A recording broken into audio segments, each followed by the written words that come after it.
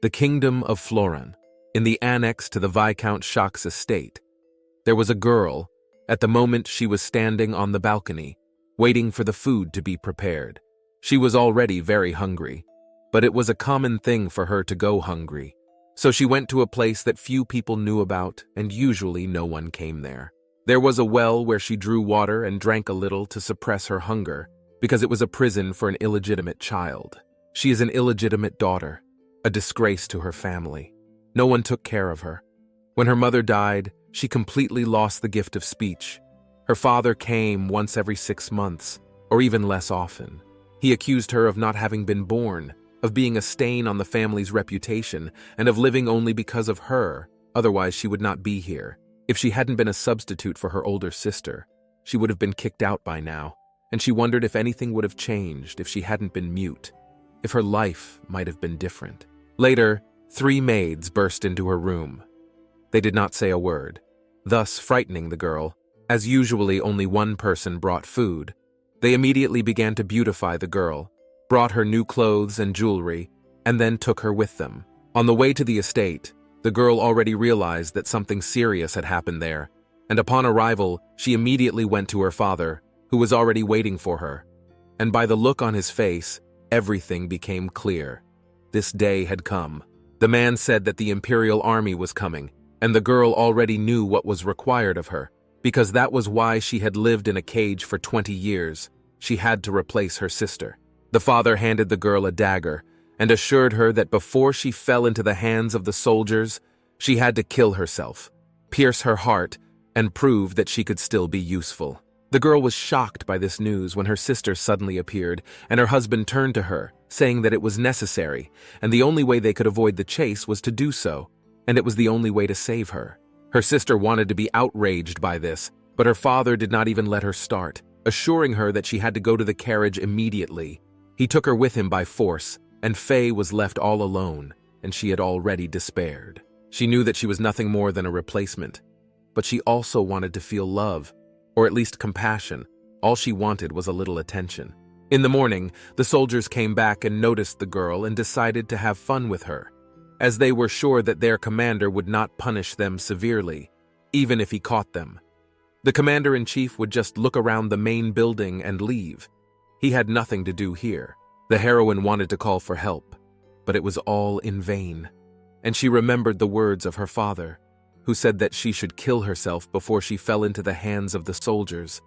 And so now she was ready to pierce her heart. Now she didn't care, the pain, the sadness, and her whole life. She just had to be patient a little bit. And then it would be over. She remembered her mother, who always said she loved her child, and she in turn also loved her mother. Suddenly, out of nowhere, birds flew at the rapists and protected the girl. One of them became nervous, and then said that they had to run away in case she was caught. At this moment, the sword cut off the head of one of the attackers with one precise blow, and they all saw him in fear. The man wiping the blood from the sword, assured that by violating the order, they had to understand the consequences of their actions. The second attacker, on his knees, begged for forgiveness, but the man ruthlessly took his life, and then he looked at the girl, but finding nothing interesting, turned around and left. But the girl no longer wanted to be alone, and in despair clutched his cloak, in tears, wanting him to take her with him. 10 years ago, in order to destroy the Ploid Empire, 10 countries united and took up swords. But the long war still ended in the victory of the empire. All the opposing countries were punished, and the main figure in this event was the Lion of the Battlefield, Commander-in-Chief Max Warren.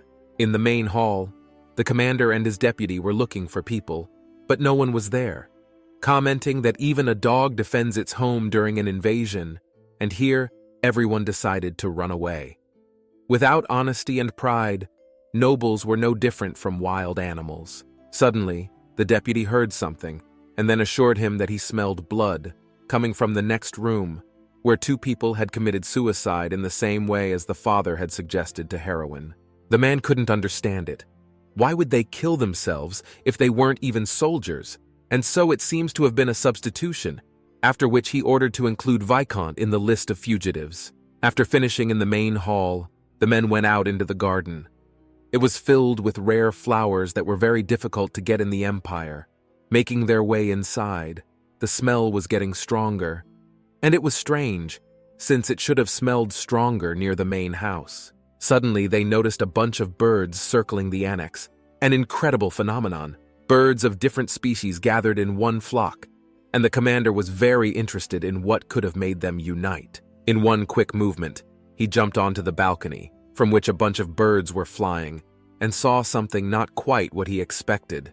The birds were chasing away the soldiers who were molesting the girl, and what he saw made him so angry that he killed both of his soldiers. He ordered the bodies to be taken outside the gate so that his beloved could beat them up, and at that moment a young girl grabbed his cloak, surprising both men. Any other commander would have broken his arm long ago, but he just pushed the girl away, and she hugged him again in desperation, praying in her head that he would not leave her, because she did not want to be alone.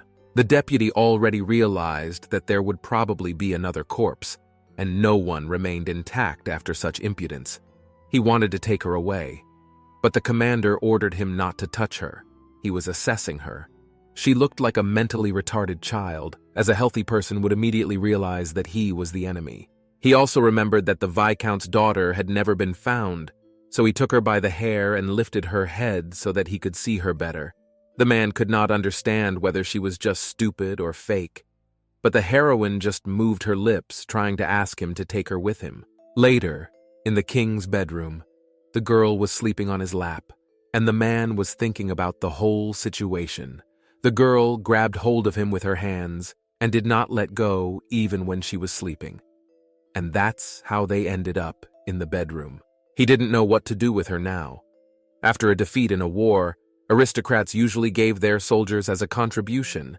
But now that the kingdom's power had been overthrown, no one cared whether they were aristocrats or commoners, and so this child's fate was already sealed.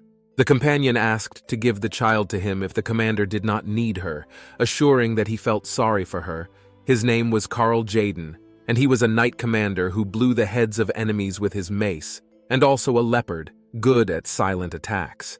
And it was strange that such a person felt pity for her. He asked to give her back, but there was not a drop of pity in his eyes. The commander was sure that he did not want to pity her, and on closer inspection, he began to look away and sweat. In an instant, the man pulled out his sword and ordered him to speak, and if he didn't hear a normal answer, he would beat him. In fear, the captain of the knights admitted that he just liked her smell, as if she had a very pleasant aroma. But the leader could only smell earth and blood, and in a moment he forbade the boy to approach her. He was not afraid to give his subordinate a slave, but to abuse them was unacceptable, and he could not allow such behavior, no matter how close they were. To calm down his subordinate, the man again intimidated him, assuring him that he would make it so that he could not move on his own 2 feet if he did not shut up, after which he sadly left. A butler came to his room to replace him, and the man ordered to take the girl to prison. But after a moment of thought, he abandoned this idea and sent the servant away. He was still looking at her and wondered how she could have fallen for him so easily, and did not even realize that he was an enemy. She was sleeping quite nicely on it, and he decided not to wake her up, but just took off the jacket she was holding onto and carried her to the bed. It all happened on a whim. People who can't take responsibility were truly horrible. He put the girl on the bed and lay down next to her, looking at her. He wondered how this could have happened. It had been 9 years since he decided to end the war, and so he had not slept with a girl in the same bed for a long time. The heroine dreamed about the first time she saw blood. It was a hot summer day. She was taking off her sweat-soaked clothes and noticed a red spot. At first, she didn't understand what it was, but when she moved her hand along her wet thigh, she saw blood.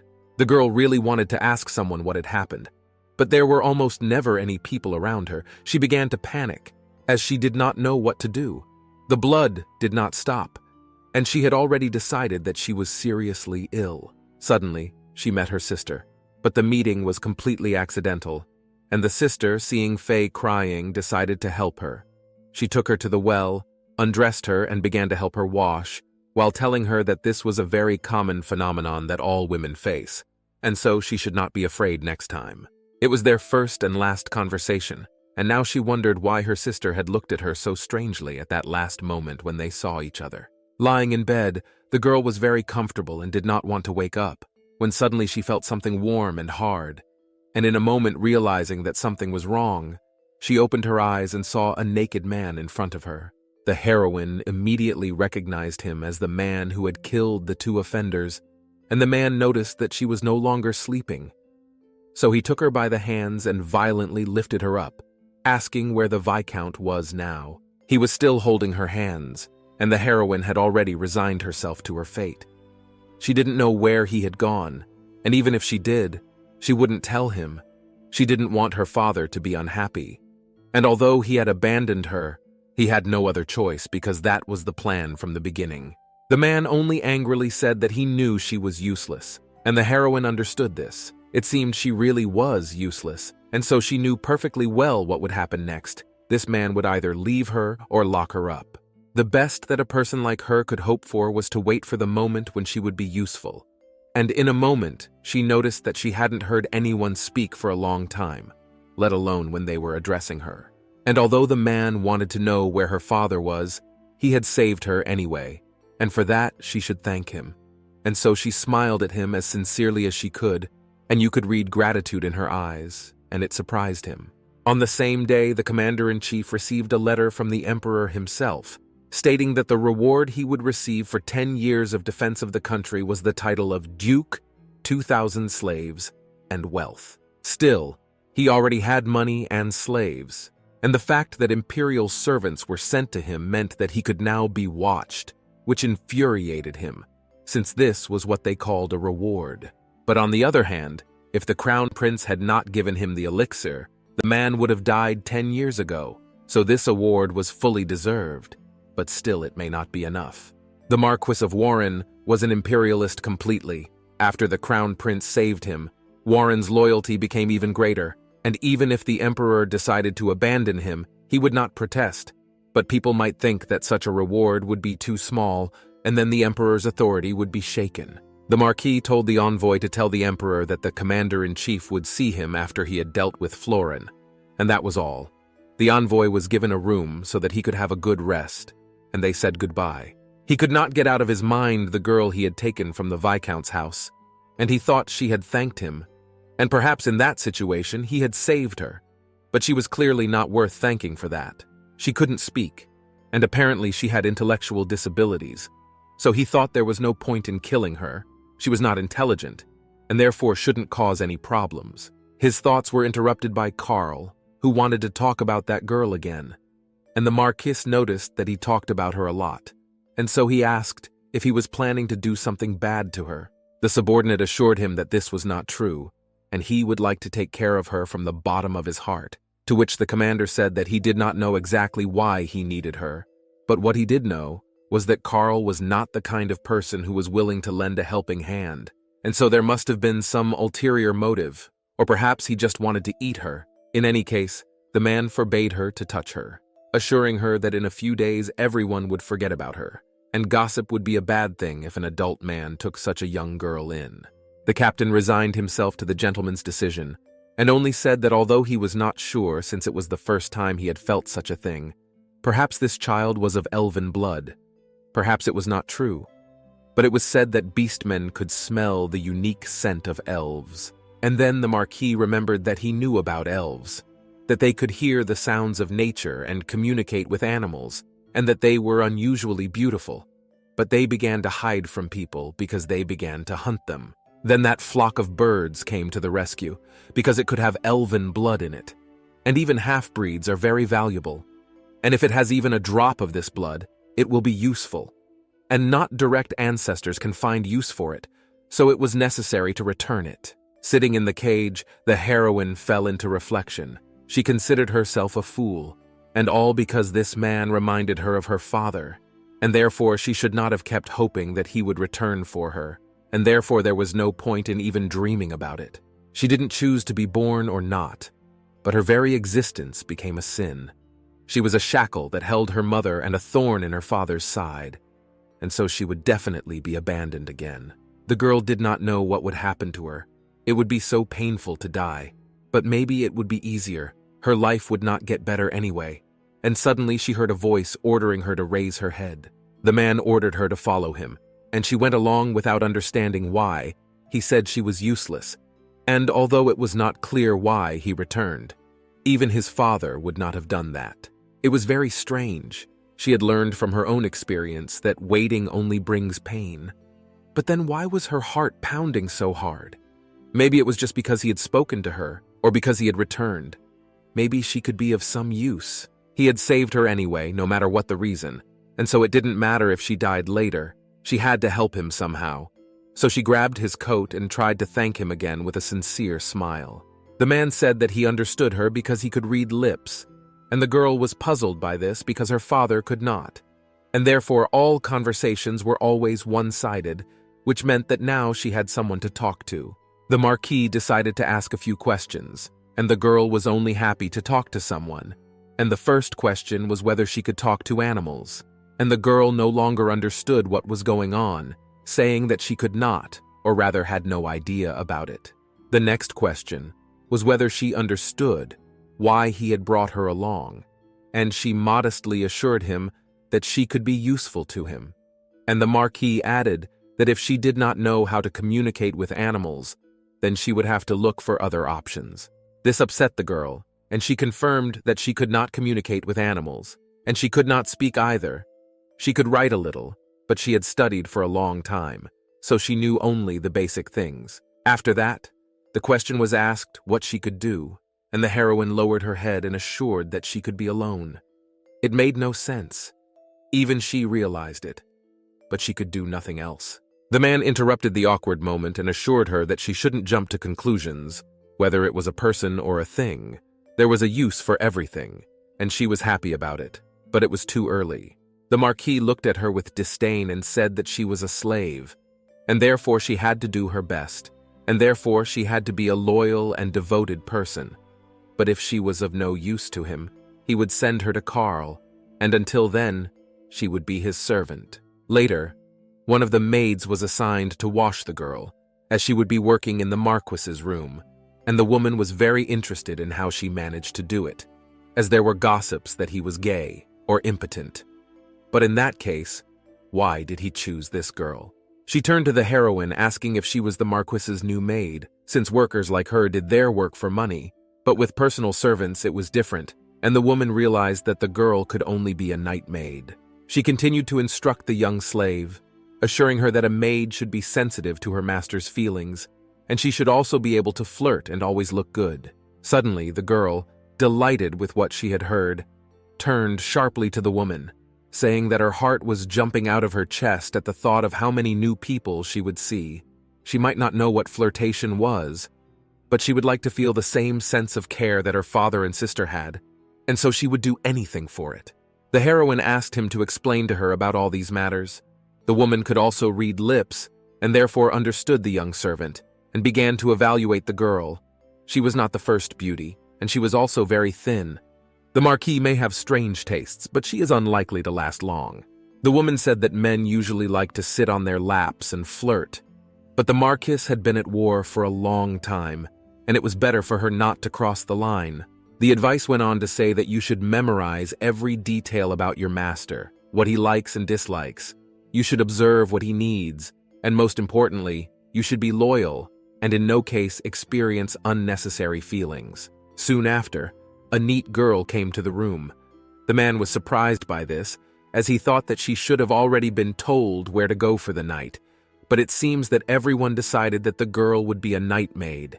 The heroine sat down on the gentleman's lap, as she had recently been taught, and the gentleman hugged her. He did not understand whether she was just naive or pretending, so he did not tempt fate and pushed her away. The girl was embarrassed, and then she started rubbing her head, and at that moment it hit the Marquis that she just wanted to be petted. It was so strange that it was even stupid. He could never have thought that she would ask to be petted. In any case, it was too late to call the servants, and so they would have to follow her to find out all the details, so they would stay together for a while. He threw a pillow and a bedspread on the ground and ordered her to sleep, but she surprisingly took it literally and laid down right on the ground. The man wanted to start getting indignant, but she had already fallen asleep, laid down without even thinking. She had clung to him without thinking the first time she met him. That evening, the commander fell asleep very easily. He could not remember when he could fall as easily as that. And the next day, the heroine was taught how to behave at the table, so she was taught that she should not eat with her hands, take cutlery, and always wipe her face with a napkin. The girl immediately did what she was told, and the man began to understand who he was dealing with. She understood everything, but she was not socialized and did not know the norms of behavior. He told her to change her clothes, and she immediately began to do so, and also tried to eat what fell on the floor. The man continued to evaluate her. Perhaps she was an illegitimate child, and that would explain everything. She looked like the girl in the portrait, and it seemed as if she had been raised as a disposable double in inhumane conditions. It wasn't like she was an elf. No one was taking care of her, and she couldn't even think of running away. She was just waiting for her death, a stupid and naive child. But anyway, we need to teach her at least something to make her useful. And so he took her to his chamberlain, and he ordered him to teach her everything, starting with the most basic skills. And he ended by saying that from now on, the chamberlain would be responsible for her as long as she was there. When her new teacher left the room, he looked at her angrily and wondered if she was a night servant. But she was a day servant, and he was suddenly overcome with envy.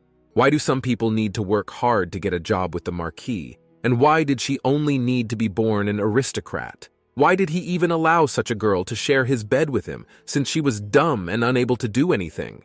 He struck her, accusing her of being a slave of a defeated nation, of looking at her with such pride, and so she was punished for her rude behavior. The Marquis is only harsh on nights, and so it is better to show her her place right away before she gets around him. Then he kicks her again and says he will do everything to make sure she doesn't live here anymore.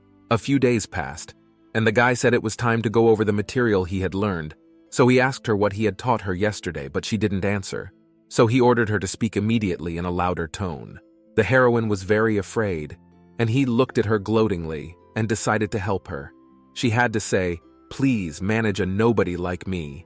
The girl didn't even look at him, and he just said that she didn't understand anything until she was hit, and as soon as she was going to serve the master.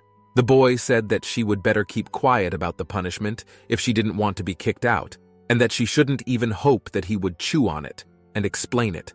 So she would sit here and think about what she had done wrong. And then he left the room. The heroine was hurt and scared, but she was even more afraid that no one would need her again, and why she was useless no matter how hard she tried.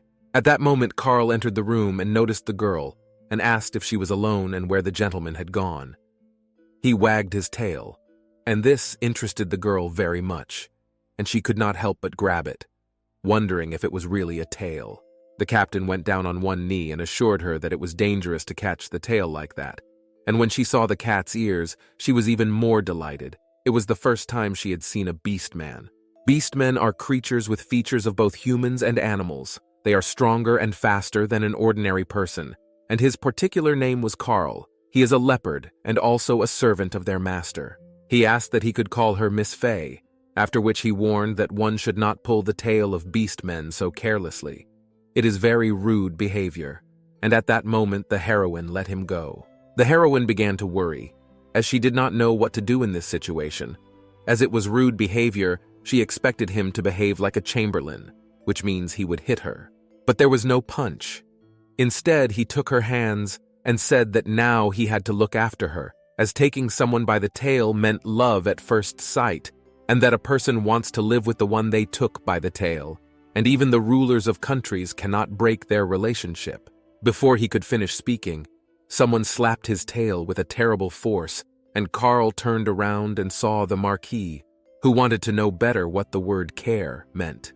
The man said that he had warned him that he was not allowed to approach her, but the beastman suddenly remembered that he had very urgent business to attend to, and so he jumped out of the window. The girl wanted to warn him that it was very high up here, but by the time she ran to the window, the captain was already quite far away, and she was sincerely delighted with his speed and shared this with the Pan, but he assured her that he could do it too. The heroine then asked if they were all wizards, but he said something close to it. Sword masters could destroy an entire army in just a minute, and he was much better than some mage who needed to read some spell for a long time. After he finished, he warned her to be careful with Carl because he was a pervert. The heroine did not know this word, so the man condescendingly explained to her that it meant that the person was bad. The Marquis was angry, as he had clearly given orders not to approach her, but he came secretly in his absence, and all just because of the smelling her hair. The man smelled only soap, so he thought that only bestiality was capable of this. Later, a little later, he showed the girl how to knit a shawl, but she was not able to do it properly, so he showed her again, and then finally, she managed to do it correctly. When he finished, he praised her and assured her that she would do better if she tried harder, after which the Marquis was surprised that he had even given her a person to teach her. But she still did poorly, although she learned quickly with him. It seems the problem was with Cameron, and he probably neglected her, but if she still can't handle something like this, there's no point in keeping her, whether she's capable or not. Walking along the corridor, Carl was talking to an aging man, and he told him that the beast man had been called a pervert, to which the man was outraged, asking how he could be called a pervert and who said such a thing. The man confirmed this and asked what he wanted to do with this girl if what he said was not true, to which the captain reminded him that he only wanted to help this child sincerely. But they didn't believe him and claimed that he hadn't been joking with this innocent child, and he and the Marquis were the same, since he had taken the girl and made her a night servant. But when he was told that the girl was not a night girl but a day girl, he was visibly surprised at how this was possible if they were sharing a bed, after which they agreed that she would not have looked so unharmed if she were a night girl, and he was far from being a gentleman in that regard. But this was all strange because he hadn't had anyone for 10 years, so why would someone who didn't look at women suddenly decide to use a bed with one of them? But he felt sorry for his captive, even though he was indifferent to everyone else. Since it was such a case, Carl asked the man to put in a good word with the commander so that he would lift the ban on approaching the girl, since the Marquis would not listen to him. The beast man claimed that she reminded him of his younger sister, whom he sees in his dreams, and the man was seriously interested in the reason why these two were going so crazy over her. The man assured them that they had to go to the Marquis, and Carl said that he was in a meeting and was not in his office. But in a moment he realized what the man was hinting at, and happily assured them that if they were caught, it was not his idea, and he was not to blame. Upon entering the room, they saw a disappointing picture. A chamberlain holding a cloth was punishing a girl, and she was humbly sitting on her knees. As soon as the pseudo-teacher realized that he had been exposed, he immediately began to make excuses, claiming that they were having a lesson. But she did not want to listen, so he had to be more strict. Carl did not appreciate it, and did not understand what could be learned by beating. He dared to mock someone he liked, and therefore he had to be punished. And so he received a strong blow on the legs. The chamberlain fell to his knees, and the beastman instructed him, as if he had forgotten that he had to greet first, and did not even know such basic rules, and therefore it was he who had to learn here. Ashamed, the guy looked at the girl with hatred and blamed her for everything, after which Carl took him by the shoulder and threatened him that if he used such methods again, he would not leave him in one piece. Having chased him away, an older man approached the girl, asking how she was feeling, and she assured him that she had been beaten only with a rag. So it didn't hurt. She was being punished because she didn't follow orders. But it was very nice that someone cared about her. After that, the man decided to treat the girl to berries, and she looked at them uncertainly. She had been taught to serve tea and snacks, but not whether she could eat herself, and so now she did not know what to do. But in the end, the heroine gave in to the man's request and ate them right out of his hands, and to her surprise, everything was very tasty and a little sour. And noticing this, the man got more, assuring her that he himself loved these berries, but would give them away today. He thought she would look more like a fox, but she was just a naive child, and would she be okay if she stayed with Warren? And then the animal man came up behind him and sniffed him happily, and now he understood why the Marquis had forbidden him to come near her. Later, after the meeting, Carl left the room and met the intruder in the corridor. And immediately a difficult moment came when they met eyes, and the captain showed that he was watching him and that he should not do any more suspicious actions, after which he turned around and left. The humiliated Chamberlain was left alone, and he was terribly annoyed. He couldn't calm down after they all saw it. He beat her gently, but sooner or later everyone would find out about it anyway. He didn't admit his guilt, so he decided to just get rid of the girl. On the same day, he told the commander that she was failing, claiming that she was stupid, and that it was impossible to teach her anything, and therefore there was no point in continuing the lessons. All this time, the Marquis was looking at her, waiting for at least some reaction, but she decided not to react, which meant that she would be useless, so he could give her to Carl, or use her as bait against the other beastmen. Anyway, the man said that he was not going to keep her for long and would soon send her to someone else, but until then, he ordered her to continue her studies, and that was the end of it. The heroine guessed that the owner would listen to him, and now she thought she was a complete fool. He said that she could take her time and become useful, but it couldn't last forever. He didn't need her. She didn't want to part with him. She just wanted to be close to him, but she shouldn't beg him for that, otherwise he would hate her. Some time passed. The girl learned to serve, and reluctantly fell into reflection, as expected. She was not supposed to be here in the first place. She hoped that she would be useful if she was a servant. But she could be useful if she was sent to someone else, so there was no other choice. The cameraman praised her at the end, as she was doing much better, and she was doing it faster. But in his head he already realized that one praise would not change anything, and he could not wait for it to disappear. He looked at the door with one eye, and realized that the two would most likely not be there today, as they were busy with a meeting, and he wondered what such high-ranking people saw in her, a mute servant. In a moment, a plan appeared in his head, and coming closer, he said that he would not beat her, but just wanted to teach her something, and so he decided to tell her in secret how to ask the owner to leave her. But the heroine instantly threw away the hand that was on her shoulder, assuring that she did not need it. And with such impudence, he grabbed her hands and threw her on the table, saying that she should not refuse help.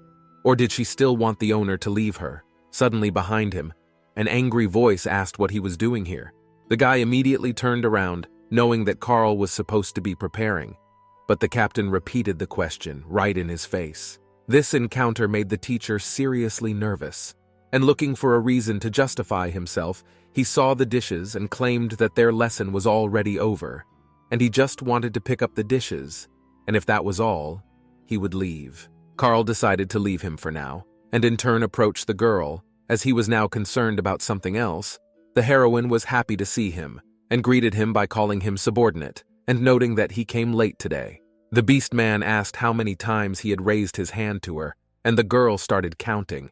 As it was from the first time she met him, Carl was horrified as soon as he realized it. She saw the worried expression on his face and immediately apologized, while he held back his rage and gently said that he was not angry with her and that she was not to blame. Now he was angry with himself. He was inattentive, and he thought that she would handle it herself, and he knew perfectly well that Pan did not care about such things, and therefore it was all his fault. The girl took him by the cloak and apologized again, and asked him to keep it a secret from the owner. And he wondered why it was necessary to keep it secret. And the girl assured him that if she was found out, the owner would kick her out. Suddenly, at that moment he realized, he pulled up her sleeves and was horrified to see that she was covered in bruises, and there were even more bruises under her clothes. After which he asked if it was the servant who said that she would be kicked out if they found out about the beating. The guy was overcome with incredible rage, ready to tear him to pieces. He hit him in places that were not visible, and he also blackmailed her. So he took her by the hands and assured her that she should do only one thing, namely, follow the orders of her master.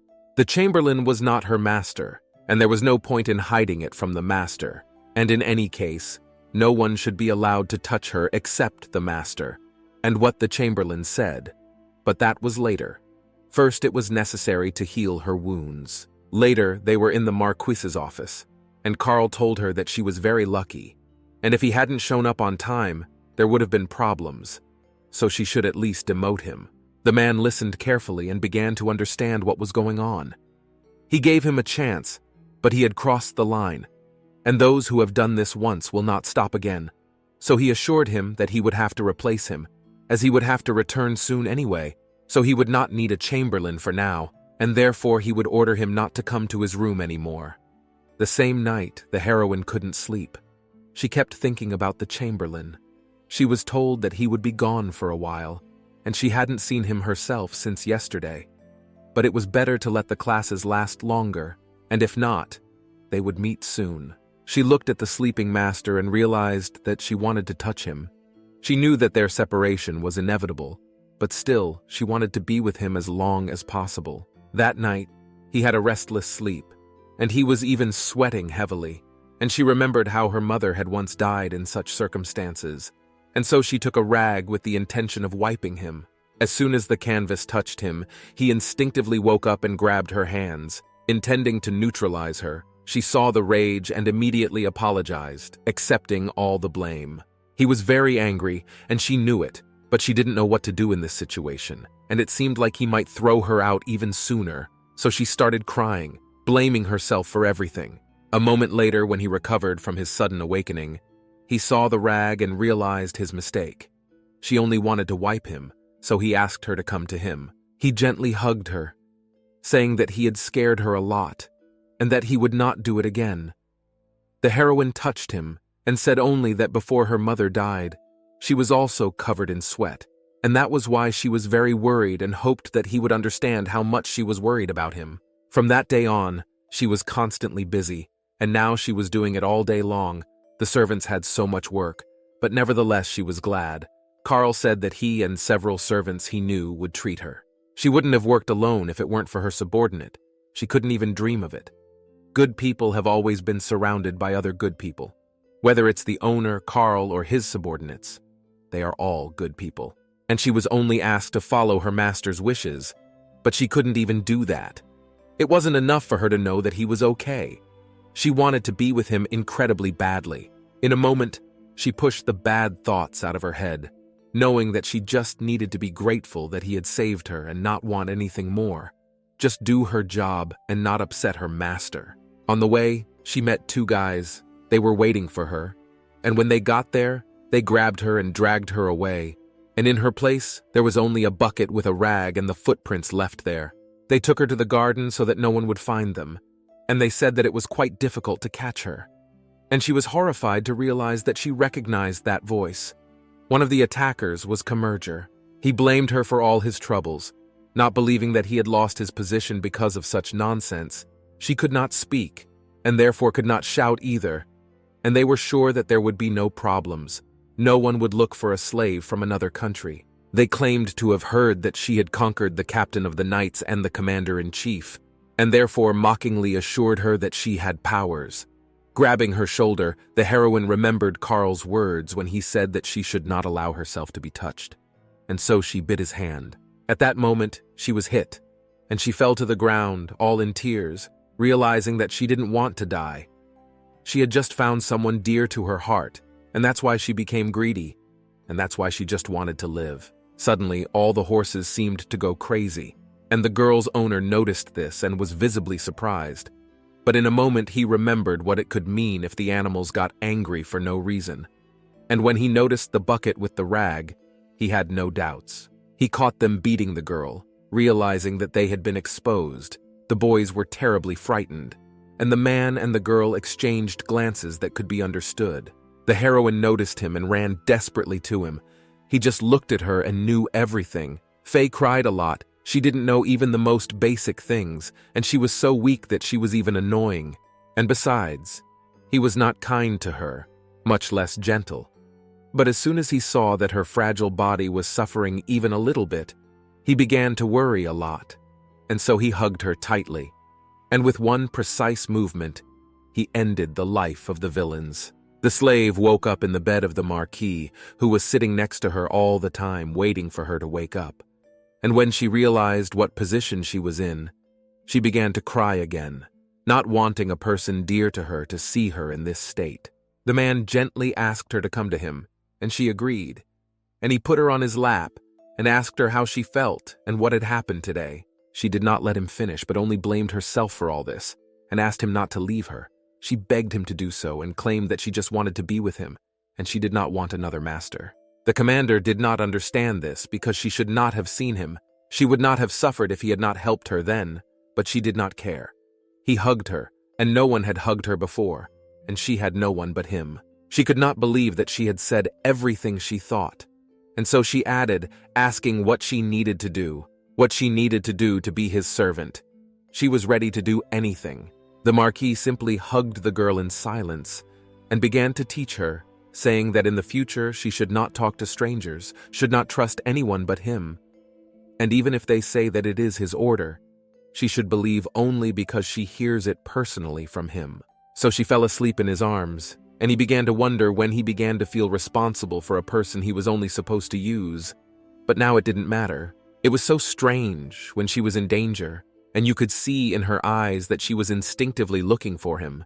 He felt relieved, and these feelings grew like branches, as if they would soon cover the sky. The next day, he and his commanders discussed current affairs. It had been a week since the attack, so it was time for everyone to leave, and the Marquis ordered them to return to the estate. Carl was overjoyed by this news and asked if he could take Faye to his estate, as he wanted to go alone. But the commander interrupted his joy, assuring him that the plans had changed. He couldn't let her go alone, especially after those words. Everyone was happy for her loyalty, but it was dangerous to go to the imperial palace together, so she suggested that he change his mind.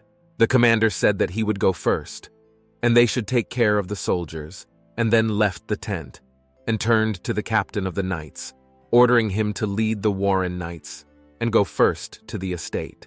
The Marquis intended to return no sooner than 2 months later, as he had to wait for the victory celebration, because he had to keep an eye on the imperial family. In the next tent, the heroine was sleeping right on the floor, and the moment the owner came, she woke up happy, assuring him that the bed was ready, but he thought it was okay if they spent the night together, and so he ordered it. She reached out to him, and the man was confused because he didn't understand what she was doing. She just wanted to take off her clothes, but he thought she was going to hug him, and then he laughed nervously because he couldn't believe he had thought of such a stupid thing. Night fell, and they fell asleep next to each other. The man, unlike the heroine, did not sleep. He was pleased to feel her body temperature gradually rise, and he could not remember ever feeling like that.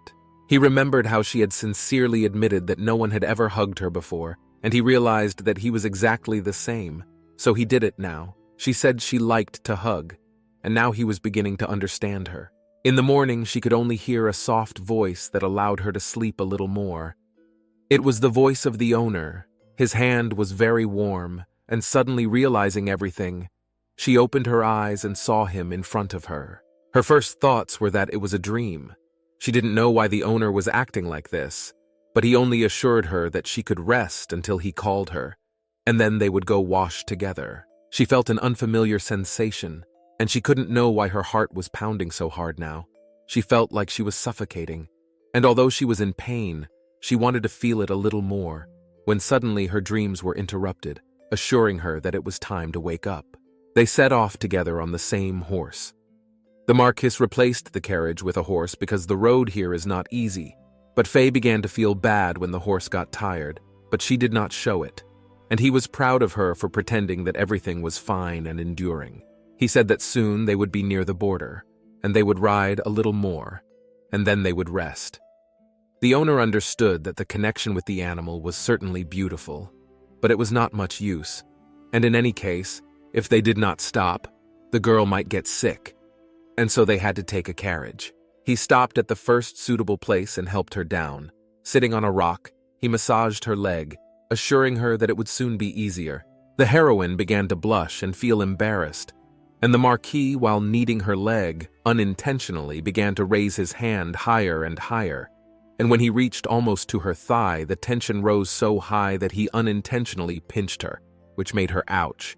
And realizing his mistake, he left, saying that she could sleep until they started to drive. In the meantime, a meeting of high-ranking aristocrats was taking place in the capital, where it was reported that Marquis Warren would soon be in the capital, and although he had shown himself well, they realized that he would only cause problems here. They couldn't let that happen, but since he was a good knight, it wasn't that easy to get rid of him.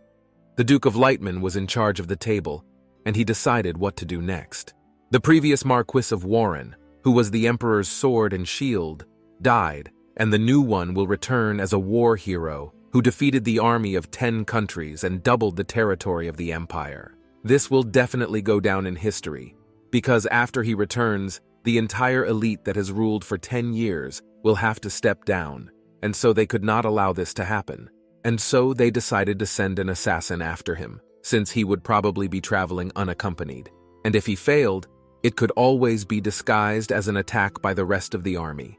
And since he had many enemies, he would not suspect anything.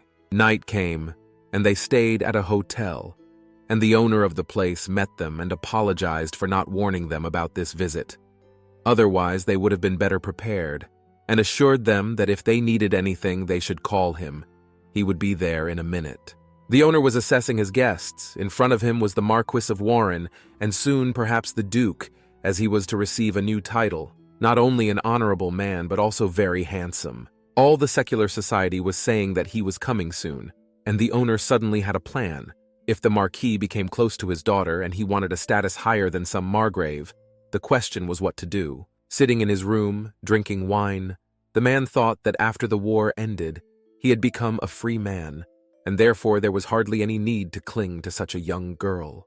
And at that moment, a practically naked girl came into his room, and without saying a word, she began to hit on him, and for a moment he gave in to his weakness and began to kiss her. She did not have the same calluses as the maids. When he returned to his senses, he chased her away. The girl did not understand what was happening, but the irritated Marquis only asked, since when the Count's daughter served guests at night, and so ordered her to leave. After he got dressed, he went to the heroine's room, but she was sleeping peacefully, and he had to wake her up by picking her up, assuring her that he understood how tired she was, but she had to be patient for a while, as it would be better to stay somewhere else. And in a moment he realized that he no longer understood who was the boss. In the next hotel, my husband asked if they had any double rooms, and was told that they only had single rooms left, and that they would not find better than here, as this hotel is the best in the city.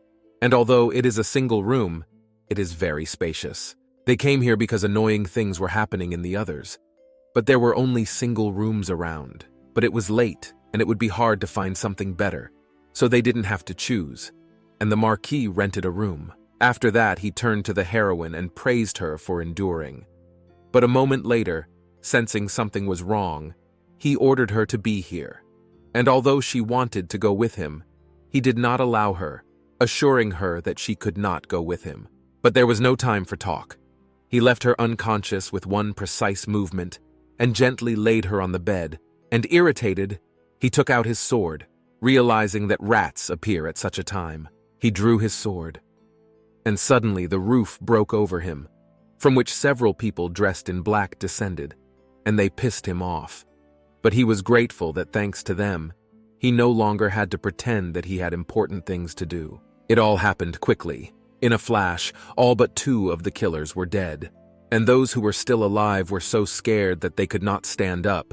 They realized that it was impossible to kill the man in front of them, and 10 would not be enough because he was not human. The Marquis was happy that he had managed to let off steam on someone, and so he gave them 2 options, one to die in agony, and the other to die a less painful death. But they just had to say whose orders it was, and he would finish them off gently. One of them hesitantly said, "Iopel," and at the same moment his head flew off his shoulders, and the man assured him that he would not believe in such nonsense. This country had been destroyed by him to the last stone, and so he gave him one last chance. A little later, everything was already over, and the swordmaster already knew that the Aristocrats Association had done it, and if they had already started sending assassins, he had to hurry to the palace. Several days passed, and they were still on the road, and the girl seemed to be getting worse, and the man asked her to be patient a little longer, as they were about to reach the village. The murderers have been attacking them for 15 days, and even the army cannot withstand this number of attacks. So it is not surprising that the girl is barely holding on. It would be better if she complained a little, said that it was hard for her. When they got to the village, they stopped at the next hotel, and the man gave the girl medicine, assuring her that she would get better. The Marquis realized that they would have to take a short break, He certainly didn't like fighting off the killers all the time, but Faye would die of exhaustion at this rate.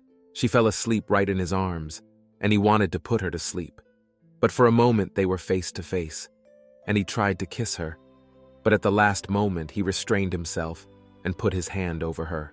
The next day, they decided to walk around the local market, and the girl was delighted to look around.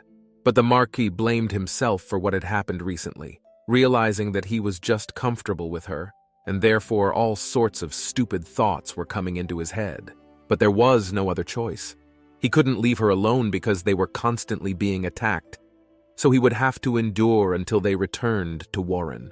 He noticed that the girl was looking intently at one place, and there was a sign that said desserts, so he went and bought some sweet candy, which he fed to her. He put them directly into her mouth, and realized that she had probably never tasted candy before, so he explained that she should slowly suck on them and not chew them, after which she said that it was the first time she had ever eaten something so sweet, and so the man gave her all the candy, but she decided to share and put one in his mouth. After that, the commander immediately withdrew and realized that she seemed to think it was cute, so she did the same. But gathering his strength, he ordered her not to eat too much sweets, otherwise her appetite would be ruined. Suddenly, the girl stopped and began to move her legs, and when asked what happened, she said that she was bleeding, and so the owner did not hesitate to put his cloak on her. And although she assured him that his clothes could get dirty, he assured her that everything was fine, and so he took her in his arms and carried her to a clean place. Already at the hotel, she had washed, and he helped her dry herself.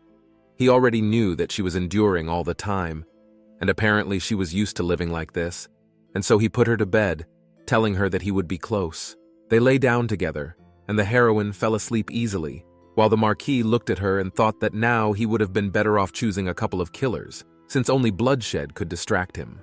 A few days later, having hired a carriage, they arrived in the capital, and at the entrance there were 2 guards who asked what business they had come on, and the man introduced himself as the Marquis of Warren and carried out His Majesty's orders. The soldiers present rejoiced and began to welcome him back, and they went on calmly, and when he arrived at the palace, addressing the local servants, he asked them to take care of Frey, and then went inside. One of the maids immediately began to ask what their relationship with the Marquis was. But the heroine did not answer, but began to write. And when she took the piece of paper, she was visibly surprised that the aristocrat had taken a mute to his place. The maid was immediately taken over by the older woman, who told her that she was important to the Marquis, and therefore needed to be shown respect, although she herself could not understand how she had gotten a job with the imperial family in the first place, since the Marquis was nicknamed the Lion of the Battlefield for a reason, and it seems that his kindness was limited to this servant.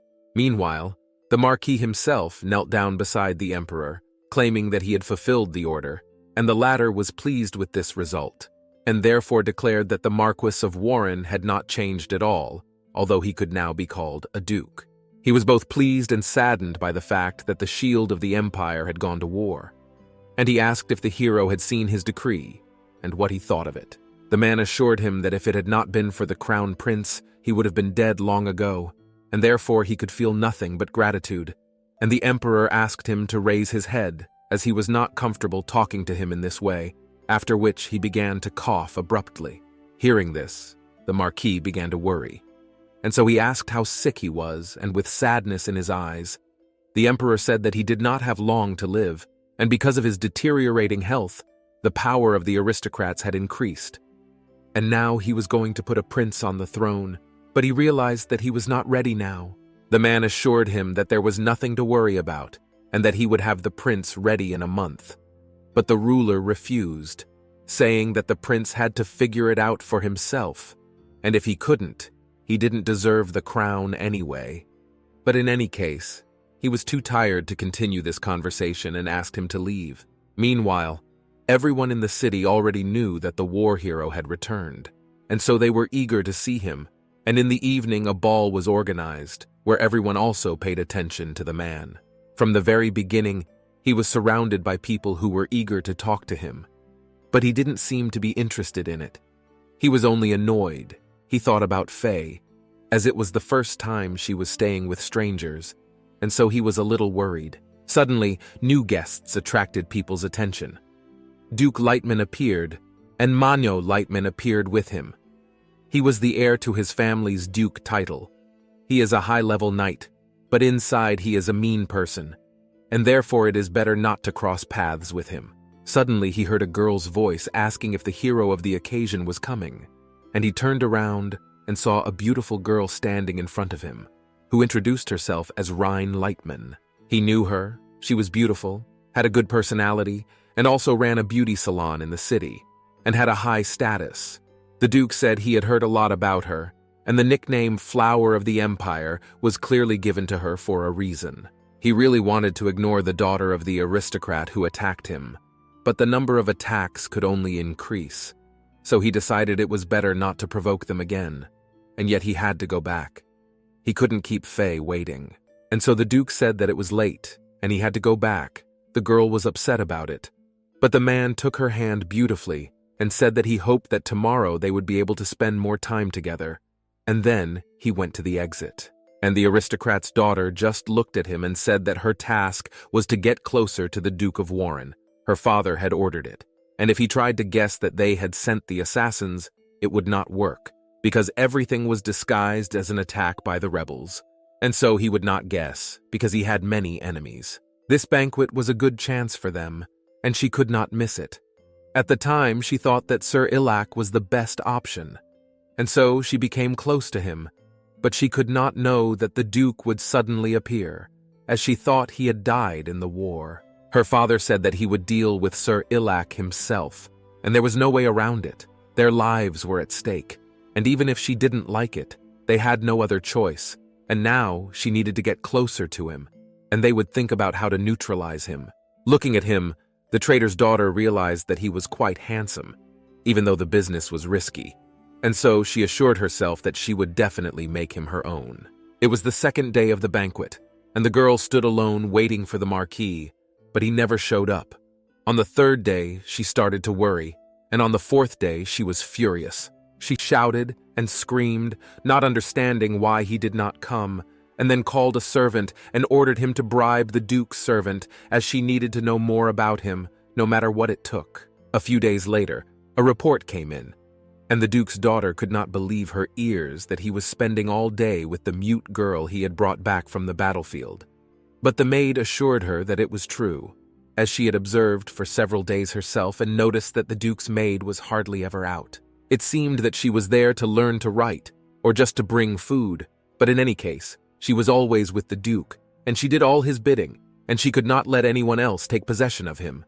Later, she called the maid who had met the man to her room and decided to seduce her, asking if the servant who was always with the Duke was not angry with her. Since she said she wanted to be his mistress, she had a chance. She should have already understood what she needed to do to become his mistress. She needed to get his approval, and so she should not have missed this chance, since there might not be another. And when she made her decision, she should let him know. After finishing the conversation, the maid thought about the offer for some time. She was annoyed and not sure whether to accept it, although she would get rid of it anyway. The girl was convinced that if he treated her so well, he would treat her even better. So she would do it, and that nothing could save her, even if she told them. The same evening, the same maid came running to the heroine, assuring her that the Duke was seriously injured, and she needed to go to him quickly. And the girl did not hesitate to ask to show her the way, and the maid handed her a bag of money, assuring her that it was for the doctor, and led her away. Running down the corridor, the heroine was overcome by a strange feeling. She did not know what to do if the owner was badly hurt, but for some reason they were walking down such a dark corridor, even though the owner was supposed to be at the banquet. The maid realized that they were walking too slowly, and if they were late, nothing would happen. So she took the girl by the hand and told her that if they did not hurry, she would have to take responsibility for the death of the Duke, and if she did not want to do that, she should run after her. She didn't want the owner to get in trouble because of her, so she had to go to him as soon as possible. But it was so strange, and she was very uneasy.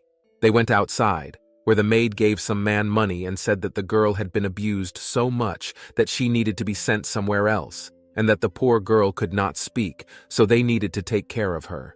The heroine, realizing that it was a trap, began to wriggle out of it, realizing that she had to get away. And suddenly she managed to get rid of the maid's grip and then started to run away. They wanted to run after her, but for some reason they were attacked by a bird. She was running away and at the same time crying, not knowing where she was going, but as far as possible. But she came across a root and fell to the ground, and when she looked up she saw them, the Duke and the aristocrat's daughter. She was in pain, very much in pain, not from her wounds, but from the way they looked at each other and saw her dirty face. The man, not listening to his companion, approached the heroine and hugged her warmly, asking who had done it, and the abandoned girl began to realize that it was probably the very maid he had cherished so much. She said that she would call her servants to help, but the Duke said that he did not think it was necessary, and so they left, leaving the angry girl alone. She woke up in her room. It was dark, and no one was in sight. She knew she couldn't go to the owner now, she was too weak, and therefore would cause more problems, and she couldn't say anything. They would throw her out if they wanted to. But as much as she would like to say something, after trying, she failed, and she started crying. She started to feel sick, and she was dizzy when she tried to say a word. But that woman, she is beautiful and strong, just like the owner, and they are very suitable for each other, unlike her. And then suddenly the realization came to the heroine that what she felt was not a feeling of devotion at all. A little later, Herzog came to her room, and the girl was already sitting on the floor.